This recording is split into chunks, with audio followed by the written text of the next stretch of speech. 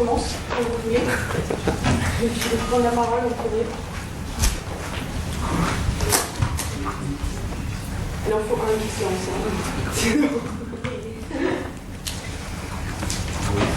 Have I got any of the rest of the group in here and taking notes? Well, just one of them should be, so they know what they're supposed to say when they do. Oh, okay, right. They know what the party line is. Good, okay. No, that's okay. You can start now. First question, anyone? We ask one. Qui commence?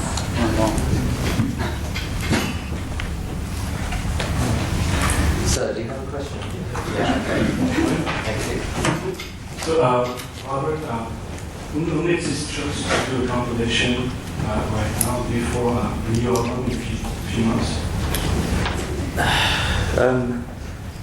may as well start with being honest. It'd be easy, isn't it? I think that the sort of backstory to this greatest hits was when we released an album called Galore in '97. The various record companies really wanted the greatest hits at the time, and I resisted that because I thought that Galore should be the companion piece to Stand on the Beach, which was the first 10 years of singles, and Galore was the second 10 years. And I thought there was a certain symmetry to it. I wasn't really interested in the greatest hits. And with the release of Blood Flowers last year, I declined the offers to re-sign to any of the majors and to Fiction as well. And with that decision, I figured that very sooner rather than later, the record companies would come back and with the idea of the greatest hits. Mainly because they only have the back catalogue for a certain amount of time, so they're obviously going to want to capitalise on it. And I strictly, as the contract stood, I could have tried to stop it.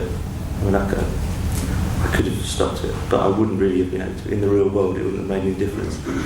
So I figured it would be better to get involved in the project and try and make it more exciting than just the kind of, rushing out of greatest hits, because I wanted to have some kind of input into the track listing and the packaging, and also I'd also thought about how to make it more interesting for fans, because I think that, because my age probably, I remember when greatest hits always happened after a band had finished, as like a full stop to their career, and so you didn't really have to worry about if you upset the kind of the core fan base because the group had ceased to exist. With us, it's kind of different because we are intending doing something else, and so particularly with all the goodwill that was that we developed, I think, with the fans again, like particularly with last year's touring and the release of Blood Flowers, I thought it would be kind of dismal to just let them release some kind of greatest hits package that we had no, that was it, because Cure fans would probably think not another hits package. So consequently, we did a couple of new songs for it, and I think more immediately importantly, we did these acoustic reinterpretations CD, which we've insisted comes out free as a limited edition. So we've tried to make the whole thing a little bit more exciting for people, more enjoyable. The problem, I suppose, the inherent problem with the greatest hits is that it's aimed at people who aren't really fans of the band. When it comes down to it, the record companies are obviously trying to sell it to people who wouldn't buy Cure albums. So. But I think we've succeeded in making it a little bit more entertaining for Cure fans. So at least you get 2 albums for the price of 1, and you get a couple of new songs. So. And I got to pick the running order, so I can't, So if anyone says I don't agree with the running order, at least I can explain why it is like it is, or hopefully I can explain why it is like it is.